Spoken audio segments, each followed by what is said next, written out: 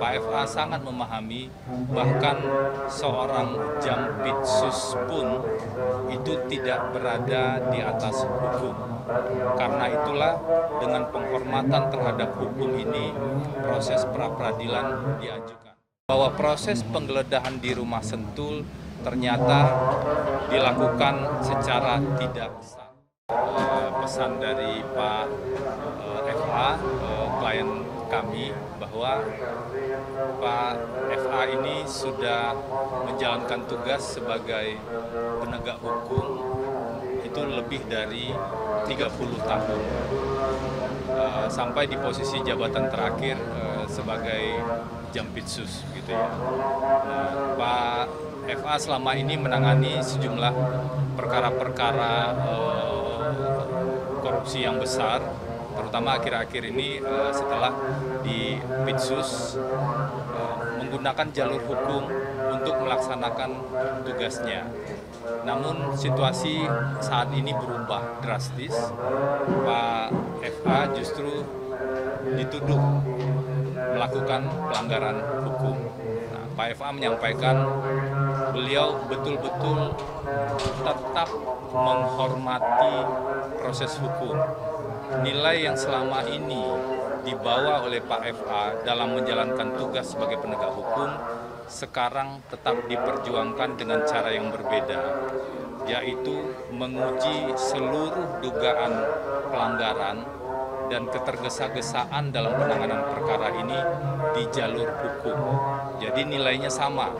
Nilai yang dulu dalam proses penegakan hukum yang diperjuangkan Pak FA sekarang tetap memilih jalur hukum dan mempercayakan proses pada hakim pra-peradilan yang memeriksa dan akan memutus nantinya. Pak FA juga paham betul dan menghormati hukum dan sangat memahami, Pak FA sangat memahami, bahkan seorang Jampitsus pun itu tidak berada di atas hukum. Karena itulah dengan penghormatan terhadap hukum ini, proses pra-peradilan diajukan.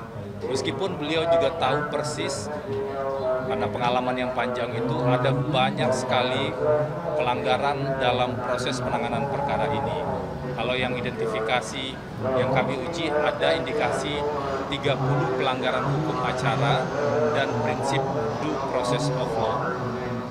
Selama 2 hari ini, kami sudah membuktikan bahwa indikasi 30 pelanggaran rule of law itu melalui dokumen-dokumen yang ada dan juga dengan 4 orang ahli di 4 bidang keahlian. Ada 2 guru besar dan 2 doktor ilmu hukum. Jadi satu hal yang penting sekali dipahami, selain pra-peradilan itu adalah hak, bukan untuk menghindari proses hukum, tapi justru penghormatan Pak FA terhadap proses hukum. Upaya pra-peradilan ini juga diniatkan agar ke depan bisa dilakukan perbaikan yang lebih besar terkait dengan pelaksanaan prinsip due process of law dan agar penanganan perkara itu betul-betul dilakukan sesuai dengan hukum, agar penanganan perkara itu tidak dilakukan secara melanggar hukum. Jadi harapannya ini bisa juga jadi perbaikan yang jauh lebih besar ke depan. Nah, kami membuat catatan pembuktian yang dilakukan terhadap indikasi 30 pelanggaran hukum acara dan prinsip due process of law tersebut. Dari persidangan hari ini sudah dikupas indikasi-indikasi pelanggaran tersebut. Misalnya kami bisa menunjukkan surat perintah penyidikan yang diterbitkan baik di Polri ataupun di Kejaksaan itu diindikasikan tidak sah. Ada sejumlah kejanggalan yang kami tunjukkan, ada sejumlah persoalan hukum yang kami tunjukkan, dan ada sejumlah pelanggaran undang-undang yang kami tunjukkan pada penerbitan surat perintah penyidikan, pada penetapan tersangka, dan kami juga tadi sudah menunjukkan pada ahli dan pada majelis hakim bahwa proses penggeledahan di rumah Sentul ternyata dilakukan secara tidak sah. Izin pengadilannya itu mengacu pada surat perintah penggeledahan untuk wilayah hukum Polda Metro Jaya di Jakarta dan sekitarnya. Jadi izin penggeledahannya itu di luar wilayah surat perintah penggeledahan yang menjadi dasar. Dan konsekuensinya kalau penggeledahan tidak sah, maka penyitaan juga tidak sah. Dan bukti-bukti yang didapatkan dari proses penyitaan tersebut juga tidak dapat digunakan sebagai dasar penetapan tersangka. Kami juga sudah menunjukkan bahwa proses penyitaan dilakukan tanpa adanya perintah pengadilan terlebih dahulu dan tidak ada bantahan sejauh ini bukti-bukti yang ada. Kemudian dalam proses penyitaan tersebut juga kami menunjukkan ada sejumlah hal yang dilanggar. Selain itu kami juga tadi sudah membuka dan mengulas melalui ahli dan dokumen-dokumen yang ada kekeliruan penanganan tindak pidana pencucian uang.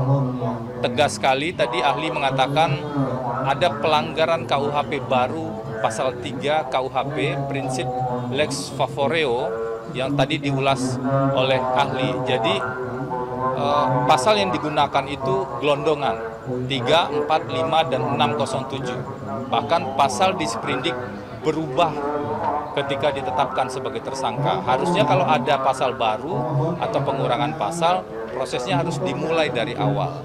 Nah, ini ada apa? Kemudian seolah-olah memang kesan tergesa-gesa itu sangat muncul dalam rangkaian proses pembuktian ini. Dan dari pembuktian tadi sangat jelas bahwa predicate crime atau tindak pidana asal tersebut betul-betul harus disidik terlebih dahulu, barulah kemudian penyidikan pencucian uang dilakukan. Kami sudah perlihatkan sprindiknya dan ahli tegas mengatakan, semua ahli tegas mengatakan bahwa sprindik tersebut tidak sah. Kalau ahli administrasi negara bilang melanggar prinsip azas umum pemerintahan yang baik. Kalau ahli-ahli hukum acara menegaskan bahwa itu tidak sah. Dan kalau sprindik tidak sah, maka seluruh rangkaian berikutnya juga tidak sah. Karena sprindik itu seperti pondasi utama dalam sebuah rumah. Kalau pondasi utamanya rapuh, maka rumah itu akan rubuh. Nah, itulah yang kami buktikan tadi. Kemudian kami juga bertanya terkait dengan emas dan falas. Jadi barang bukti emas dan falas itu juga kami tanya. Apakah barang bukti yang ditemukan tersebut bisa langsung digunakan sebagai dasar penetapan tersangka pencucian uang? Ahli jelas sekali mengatakan tidak bisa langsung digunakan. Satu, harus jelas dulu tindak pidana asalnya. Dan terkait objeknya harus jelas dulu siapa pemilik emas tersebut. Kemudian didapatkan dari mana dan berubah bentuknya kapan. Jadi itu harus jelas terlebih dahulu dan dari hasil tindak pidana apa.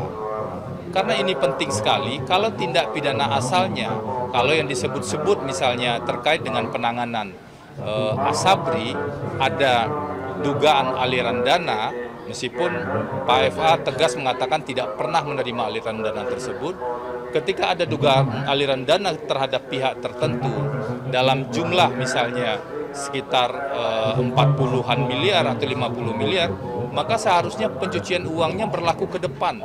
Tidak bisa kemudian gelondongan diterapkan terhadap semua bukti yang didapatkan. Apalagi pemilik emas dan pemilik falas itu belum jelas sampai dengan saat ini.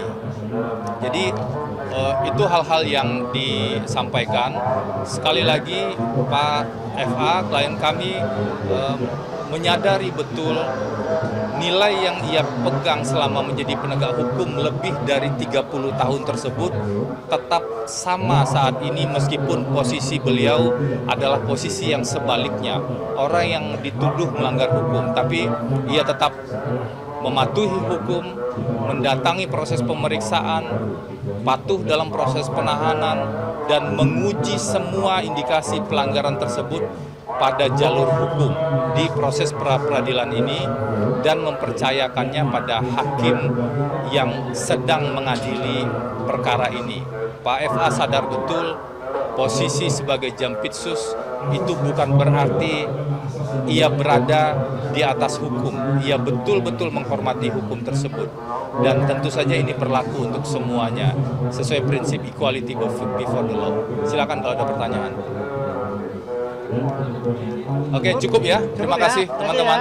Silakan lanjut perkara 135. Terima kasih.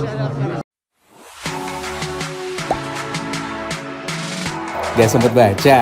Dengerin aja. Klik icon text to speech di okezone.com.